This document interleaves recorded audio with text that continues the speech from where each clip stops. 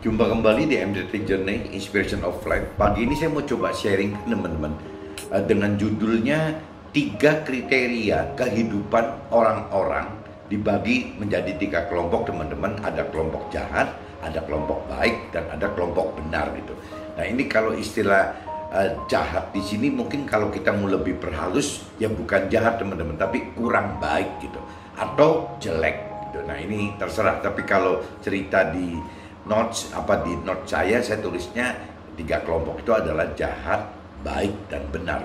Nah ini saya coba mulai teman-teman dari kitab Yohanes 21. Impresi saya dari kitab Yohanes 21, kitab Yohanes pasal 21. Coba teman-teman cari ayatnya dua saja teman-teman, ayat 18 dan 19. Aku berkata kepadamu, sesungguhnya ketika engkau masih muda, engkau mengikat pinggangmu sendiri dan engkau berjalan kemana saja kau hendaki gitu. Tetapi jika engkau sudah menjadi tua, engkau akan mengulurkan tanganmu dan orang-orang lain akan mengikat engkau dan membawa engkau ke tempat yang tidak kau kehendaki. Dan hal ini dikatakannya untuk menyatakan bagaimana Petrus akan mati dan memuliakan Allah. Sesudah mengatakan demikian, ia berkata kepada Petrus, ikutlah aku. Nah ini saya coba universalkan teman-teman supaya biar gampang ditangkap gitu, dicernanya. Jadi Tuhan di firman-Nya katakan, Tuhan berkata kepada kita, sesungguhnya ketika kita masih muda, kita mengikat pinggang kita sendiri dan kita berjalan kemana saja kita kehendaki. Ini teman-teman coba maksudnya ditangkap nggak? Jadi ketika istilahnya gitu, ketika kita masih muda rohani maksudnya, atau kanak-kanak rohani, kita itu mengikat pinggang kita sendiri dan kita berjalan kemana saja kita kehendaki. Tetapi jika kita sudah menjadi tua, nah dalam hal ini tua rohani, bukan tua secara fisik gitu. Tetapi jika kita sudah menjadi tua, kita akan mengulurkan tangan kita dan orang lain akan mengikat kita dan membawa kita ke tempat yang tidak kita kehendaki. Jadi berarti kan setelah kita menjadi tua rohani, kita menjadi dewasa rohani, kita itu sudah tidak bisa sekarepnya kita gitu, nggak bisa sekehendak kita teman-teman. Jadi memang harus ngikutin apa yang orang lain mau. Nah untuk parameter kita, kehendak kita dan kehendak orang lain ini kan kacau gitu ya. Kalau kita nurutin kehendak orang lain banyak sekali teman-teman. Nah ini Tuhan masuk di sini bahwa yang minimal kita harus bisa menjalankan kehendak Tuhan aja yang kita sampaikan kepada kebanyakan kehendak-kehendak dari orang-orang lain itu gitu, sehingga orang banyak yang diselamatkan. Intinya gitu teman-teman. Jadi kalau waktu kanak-kanak rohani disebutnya di sini muda rohani, kita masih boleh seenaknya kita, sekehendak kita. Tetapi begitu kita tua rohani atau kita dewasa rohani, ya kita harus bisa lebih ngikutin, ngimbangin orang. Bagaimana kita melayani orang gitu, bukan kita dilayanin orang gitu. Maksud firman kurang lebih seperti itu teman-teman. Dan hal ini dikatakan Tuhan untuk menyatakan bagaimana Petrus akan mati dan memuliakan Allah. Sesudah mengatakan demikian, Tuhan berkata pada Petrus, ikutlah firman-firmannya Tuhan gitu. Nah ini kata-kata di sini saya coba universalkan supaya bisa lebih mudah ditangkap gitu. Ikutlah Tuhan di sini adalah ya pasti ikutlah sesuai yang Tuhan berikan kepada kita teman-teman. Tuhan kan berikan kepada kita 2 macam teman-teman. Ada firman Tuhan yang kita baca di kitab suci. Mungkin kalau di Nasrani kan Alkitab gitu. Kalau di Muslim ya kitab Al-Quran gitu. Jadi Tuhan udah tinggalkan kitab sucinya kita seperti itu. Dan untuk agama lain ya mungkin ada kitab-kitab yang lain, tapi saya kurang ngerti gitu. Jadi coba kita hidup dengan cara mengikuti yang Tuhan perintahkan adalah ya mengikuti firman-Nya gitu. Firman-Nya. Jadi kalau Nasrani ya mengikuti Alkitab, kalau yang Muslim yang mengikuti Al-Quran gitu. Intinya kalau saya bacakan secara universal seperti ini teman-teman. Jadi yang di sini yang saya perlu tekankan pada ayat 18 bahwa waktu kita di sini nyebutnya muda ya teman-teman, muda rohani atau mungkin kata-kata rohani, kita bisa gitu seenaknya kita hidup dengan sekehendak kita itu bisa gitu.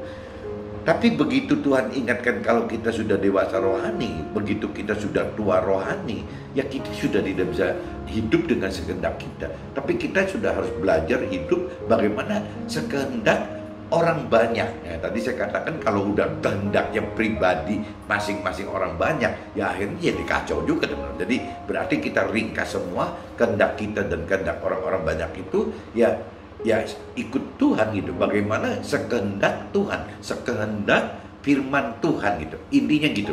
Jadi bagaimana kalau kita sudah dewasa rohani, sudah kita bicara tua rohani, ya kita sudah harus benar-benar mengenal, mengerti akan firman Tuhan teman-teman. Dan juga kita melakukan apa yang firman perintah peraturkan, karena itu adalah rancangan dan kehendak Tuhan gitu. Nah ini coba kita sebarkan juga, beritakan juga kepada sesama kita agar semua orang bisa masuk ke dalam rancangan dan kehendak Tuhan, agar mendapatkan keselamatan hidup di dalam akhirat, di dalam surga bersama Tuhan.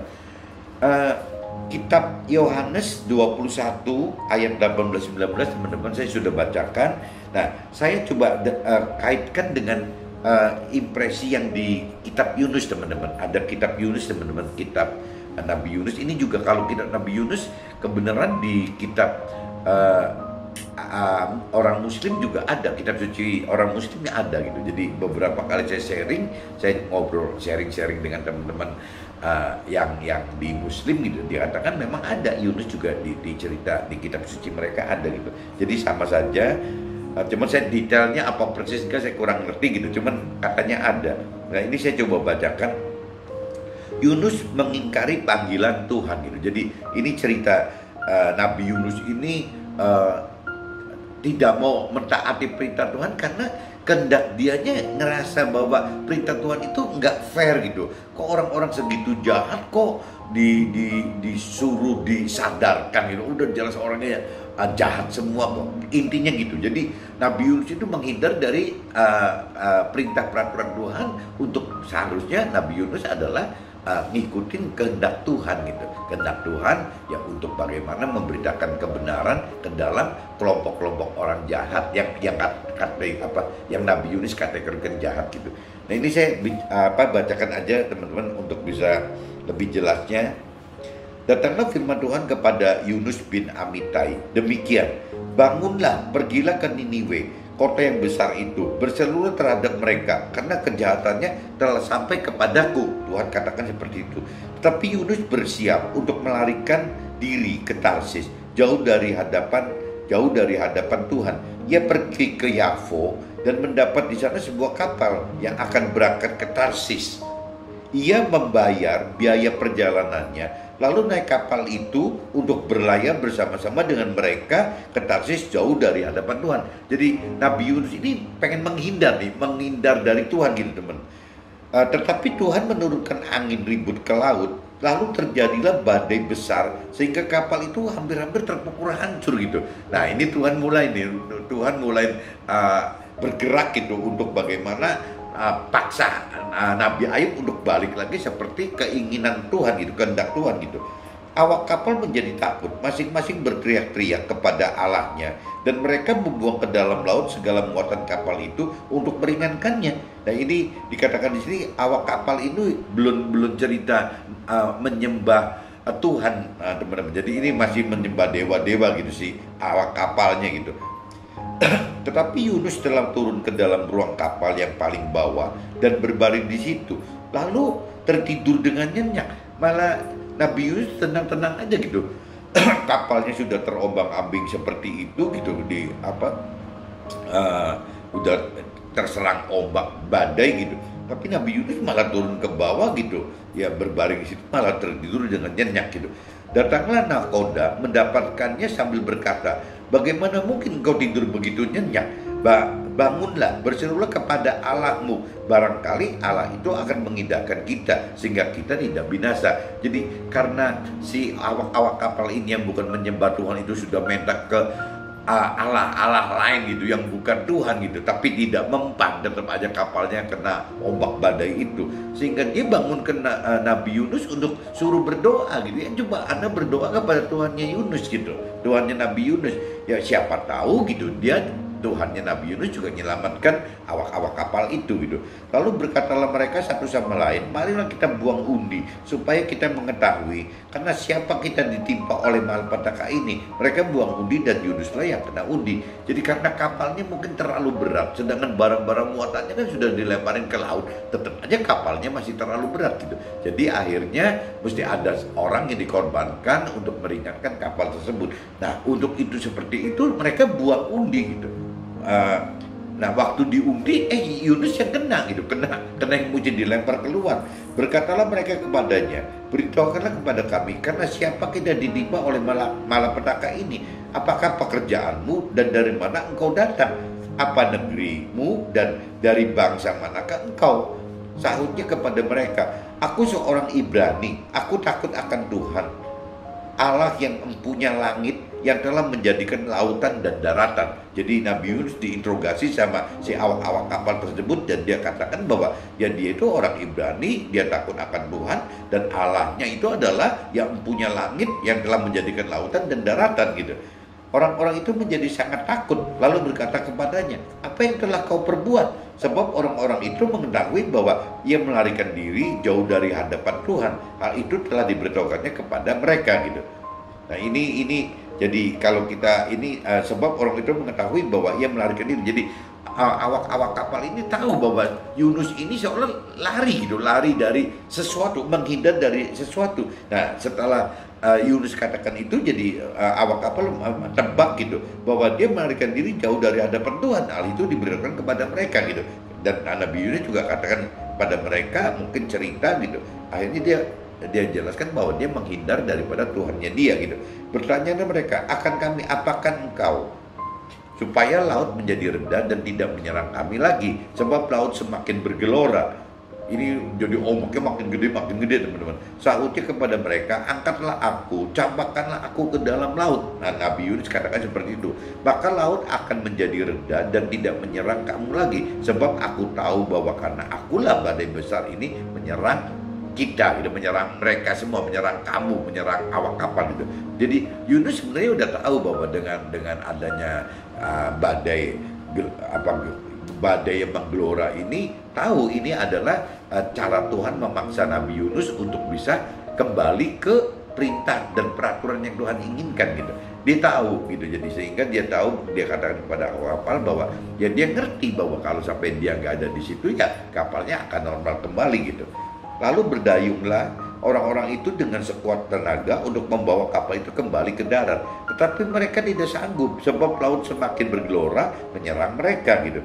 Lalu berserulah mereka kepada Tuhan, katanya, ya Tuhan, janganlah kiranya engkau biarkan kami binasa karena nyawa orang ini, dan janganlah engkau tangguhkan kepada kami darah orang yang tidak bersalah, sebab engkau Tuhan telah berbuat seperti yang kau hendaki. Nah, ini awak kapalnya saking takutnya teman-teman, akhirnya juga berdoa kepada Tuhannya Nabi Yunus gitu. Jadi bukan ke dewa, tapi berdoa kepada Tuhannya Nabi Yunus bahwa yang minta diselamatkan gitu.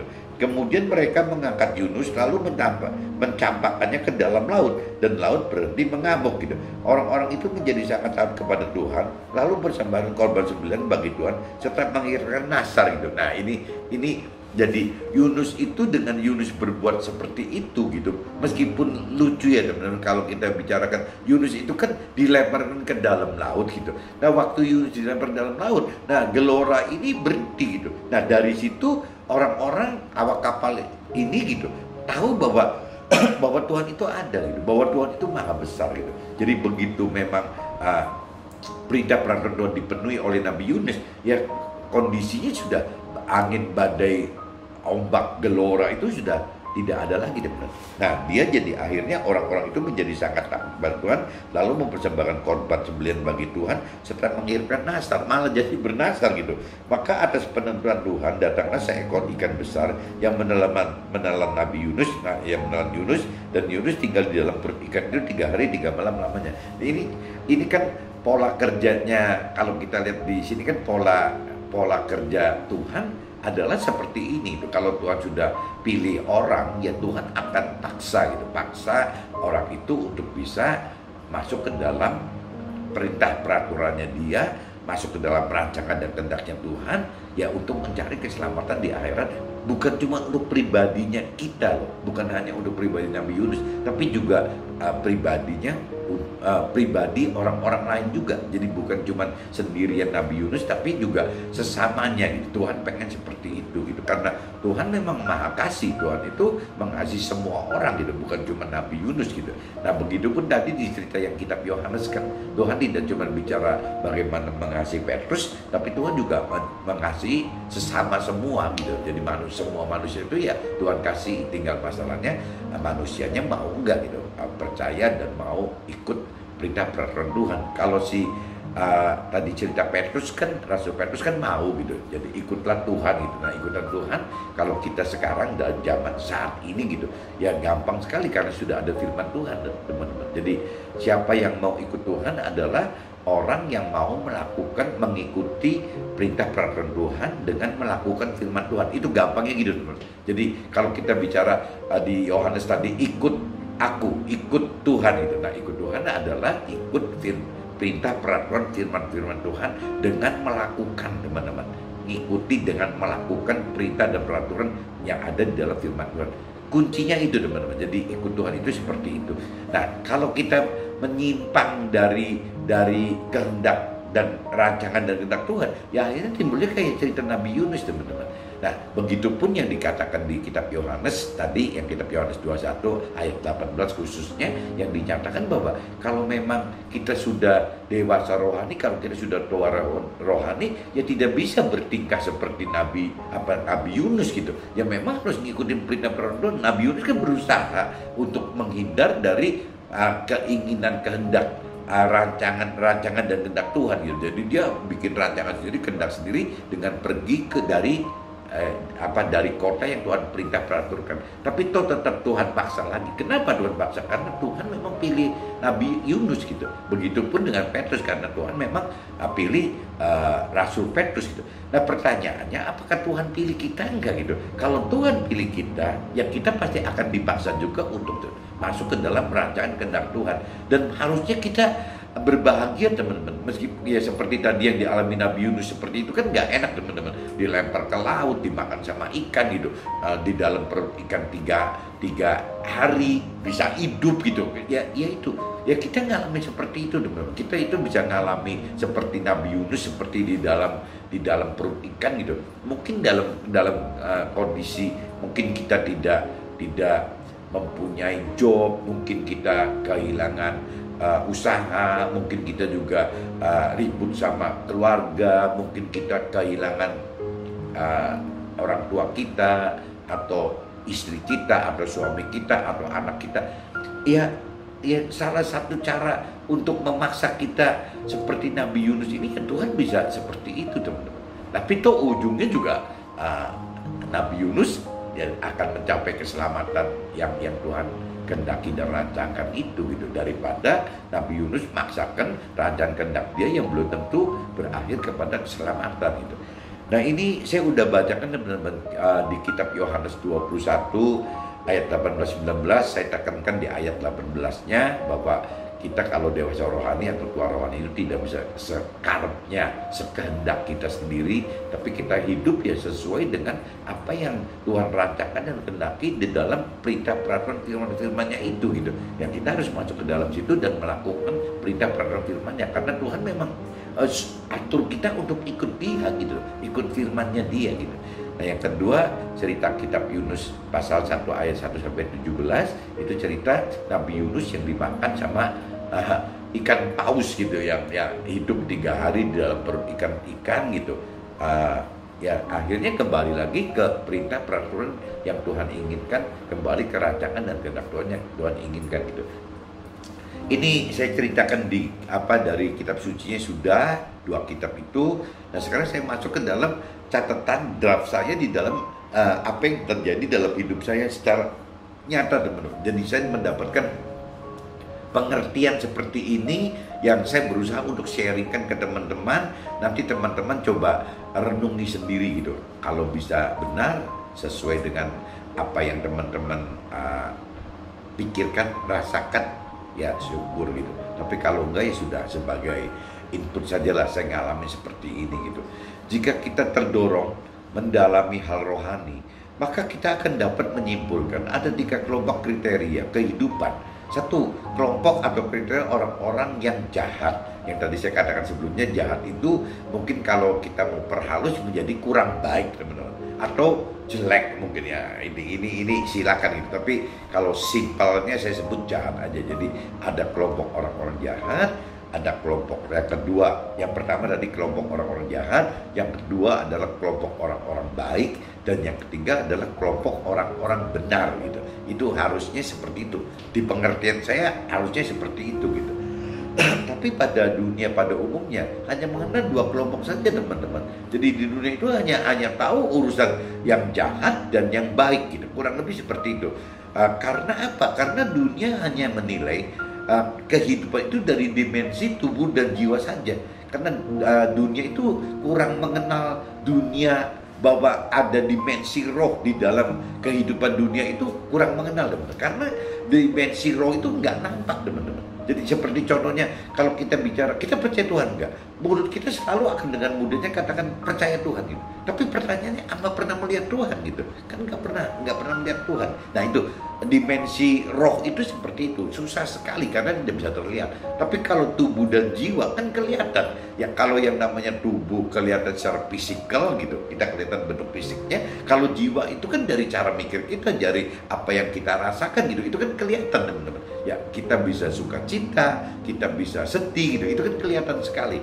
Jadi yang roh ini yang agak susah, teman-teman. Jadi orang hidup mengandalkan Tuhan atau enggak Tuhan itu ya cuma bisa dilihat dari apa sih gitu, yang hasilnya diperbuat, dilakukan dalam kehidupan sehari-harinya. Cuma itu saja, teman-teman. Nah itu kehidupan itu menjadi kesaksian bahwa Tuhan itu ada, teman-teman. Nah dunia pada umumnya sekali lagi hanya mengenal 2 kelompok, yakni kelompok yang jahat dan kelompok yang baik. Karena dunia hanya menilai dari dimensi tubuh dan jiwa saja, sehingga parameternya hanya dipikirkan dan diperasakan serta dikehendaki ya manusia saja. Apa yang dipikirkan manusia, apa yang dirasakan manusia, apa yang dikehendaki manusia, ya itu saja gitu, tanpa kaitkan dengan Tuhan. Jadi tidak ada cerita bicara roh dengan Tuhan gitu, tidak ada, ya cuma bicara tubuh dan jiwa saja gitu.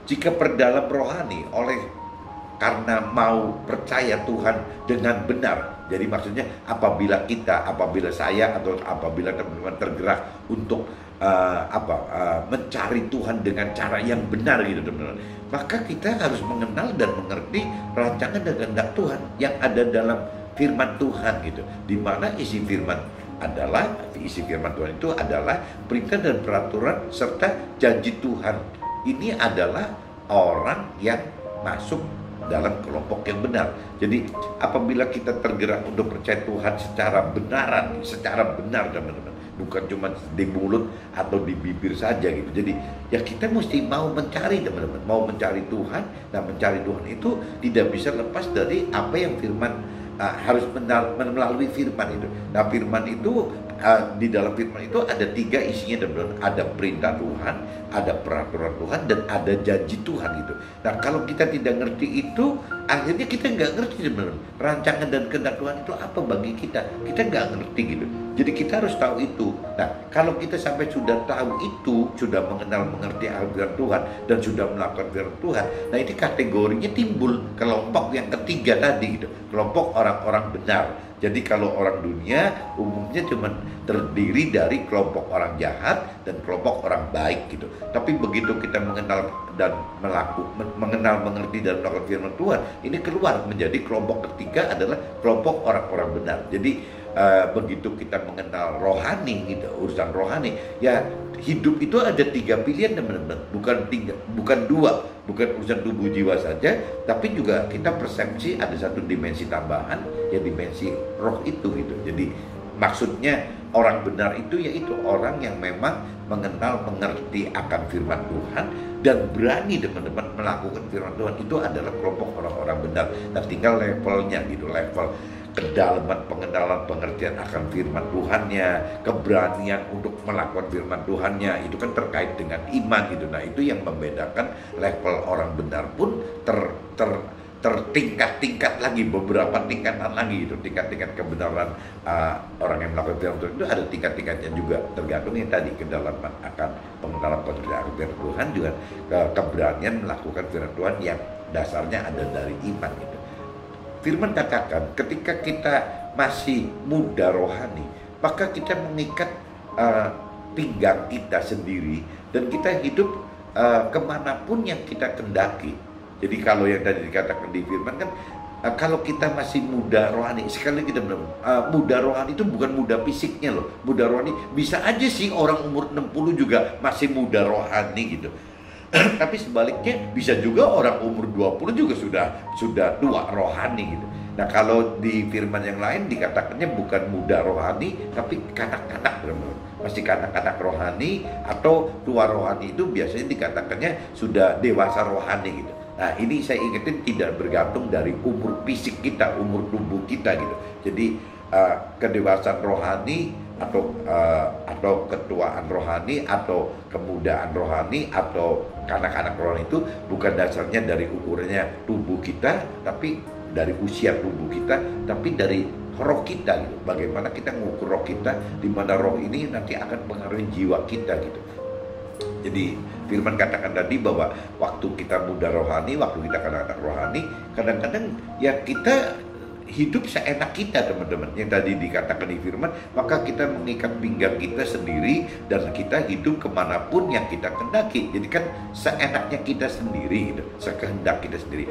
Tapi jika kita sudah tua rohani atau dewasa rohani, maka kita akan mengulurkan tangan ya, dan orang-orang akan malah mengikat kita gitu, mengikat kita dan membawa kita kemanapun yang tidak dikehendaki oleh kita sendiri, oleh kita yang diikat ini gitu. Jadi banyak situasi kondisi sesama kita yang maksa kita seperti itu. Nah makanya kembali lagi ya, kita harus bisa mengenal, mengerti, dan melakukan firman Tuhan. Dan dari dasar kita mengenal, mengerti firman Tuhan, melakukan firman Tuhan itu adalah dasar bagaimana batas-batas gitu, ukuran-ukuran sampai seberapa jauh kita bisa melayani sesama kita gitu. Kalau kita nggak punya dasar pengenalan, pengertian akan firman Tuhan, kita tidak berani melakukan firman Tuhan, akhirnya kita bisa terbawa teman-teman, terbawa oleh sesama kita yang banyak sekali kehendaknya, banyak sekali rancangannya. Ya kita malah bisa, kalau orang Jawa bilang, bisa keteriwal gitu, bisa apa? Jadi bisa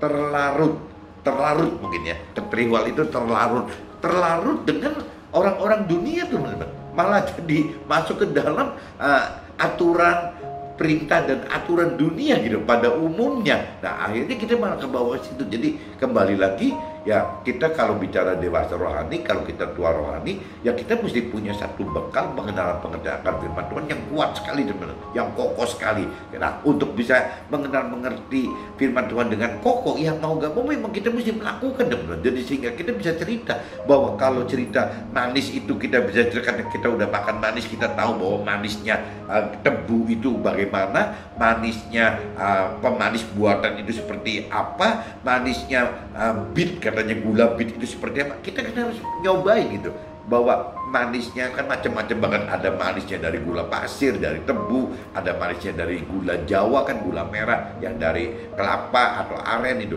bisa juga manis karena buatan, pemanis buatan gitu, bisa juga pemanis karena yaitu yang untuk kimia itu, yang gula bit itu gitu, yang bahaya buat manusia itu. Nah kalau kita nggak pernah ngicipin ini, kita nggak pernah tahu loh manis itu seperti apa. Begitupun dengan yang lain-lain gitu. Kalau kita tidak melakukan firman, sama teman-teman, kita tidak bisa menjelaskan ke sesama kita, ke teman-teman kita, apa sih maksudnya firman ini gitu. Yang hanya melakukan firman itu yang bisa menjelaskan dengan benar gitu. Karena apa? Karena ada kuasa roh Tuhan gitu yang di dalam kita yang menjelaskan itu. Kenapa? Karena kita sudah melakukan. Maksudnya gitu teman. Jadi kita harus berani mengenal, mengerti, dan melakukan firman Tuhan. Tidak berhenti cuma mengenal, mengerti terus tidak melakukan firman Tuhan gitu. Kita butuh melakukan firman Tuhan agar memang kita benar-benar ada kuasa dari roh Tuhan yang waktu menjelaskan apa yang pengalaman rohani kita alami terhadap teman-teman, itu menjadi kesaksian teman-teman. menjadi kesaksian hidup bagi semua. Sama aja tadi Nabi Yunus kan jadi kesaksian buat awak kapal gitu. Meskipun Nabi Yunus dalam kondisi seperti itu, tapi bisa tetap jadi kesaksian gitu. Nah, jika kita sudah tua atau dewasa rohani, maka target kita akan berubah teman-teman. Dari awal hidup jahat menjadi baik, dan berlanjut dari baik menjadi benar, agar makin hidup semakin sempurna dan serupa dengan firman yang Tuhan kehendaki itu. Jadi hidup itu kalau sudah mengenal kebenaran teman-teman, dari kan orang kan umumnya kan kalau diliarkan jadi jahat gitu teman.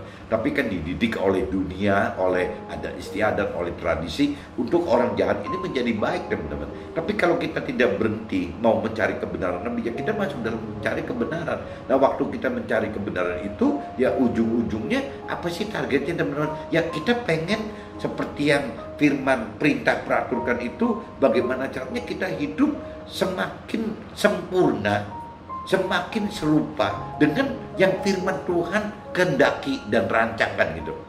Nangkep nggak teman-teman? Jadi Tuhan itu pengen banget kita itu semaksimal mungkin masuk dalam rancangan kehendak Tuhan, ya, untuk menjadi semakin sempurna, semakin serupa seperti yang perintah-perintah dan peraturan yang di dalam firman itu gitu. Ya kurang lebihnya kan kalau perintah peraturan itu kan jadi seperti Tuhan gitu. Jadi kita diingini Tuhan untuk makin sempurna, makin serupa dengan Tuhan. Atau mungkin gampangnya supaya jangan rancu di rasionalnya, ya Tuhan pengen kita semakin sempurna, semakin serupa dengan hidup sesuai perintah peraturan yang ada di dalam firman Tuhan itu. Gampangnya gitu teman-teman.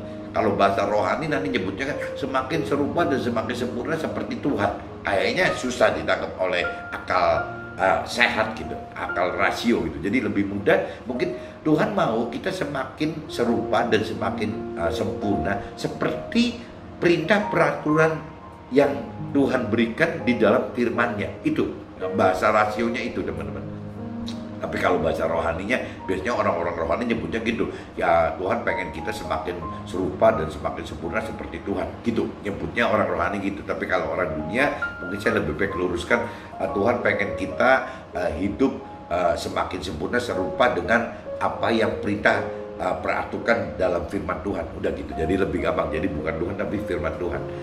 Tuhan untuk seperti ini, Tuhan bisa paksa loh teman.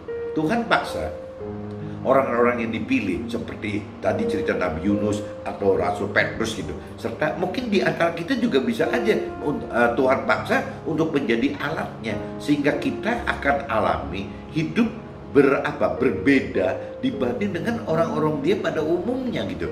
Jadi orang dunia itu kan parameternya kan orang dunia. Jadi contoh misalnya kalau saya boleh berbuat seperti ini, ya kenapa tidak gitu? Karena orang dunia kan lakukan itu gitu.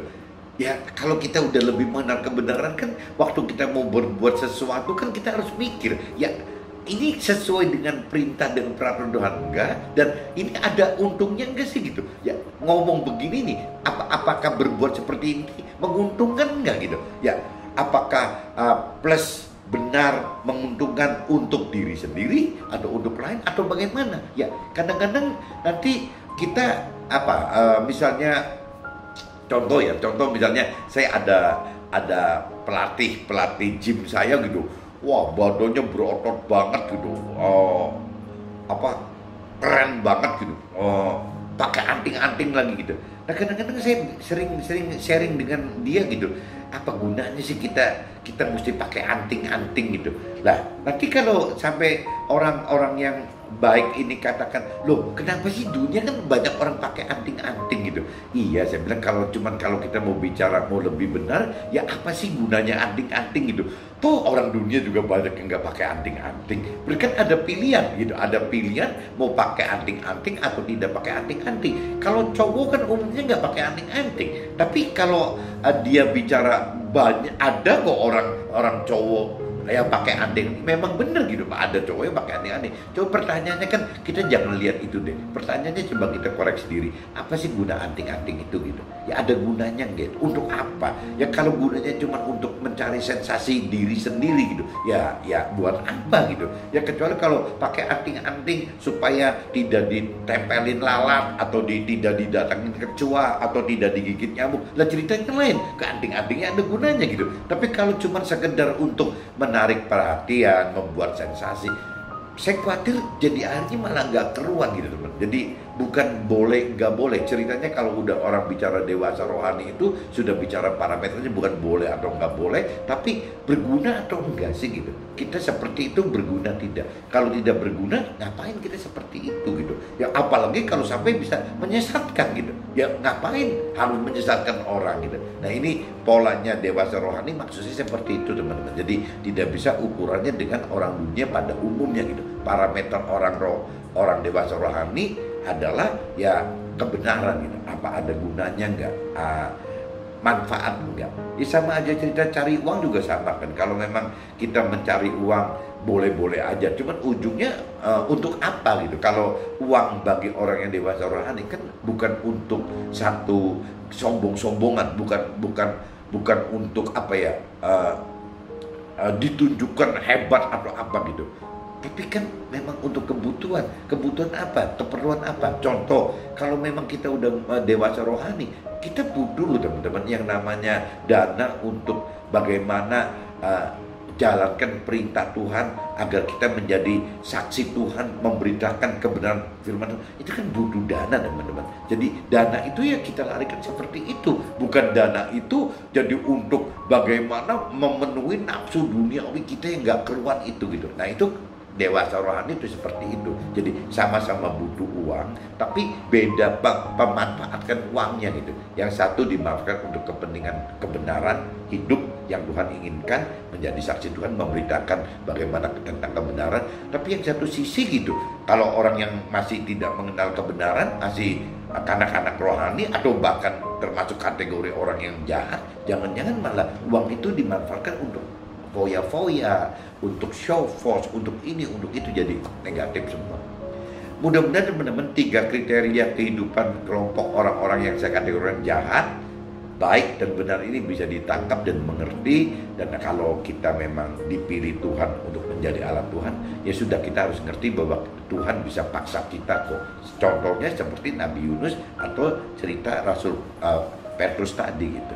Mudah-mudahan kita bisa tangkap sharing hari ini, dan apa memang berguna, silakan teman-teman bagikan ke teman-teman yang lain, untuk keluarga yang, supaya makin banyak orang yang mengenal akan kebenaran yang Tuhan inginkan. Oke, see you, bye-bye.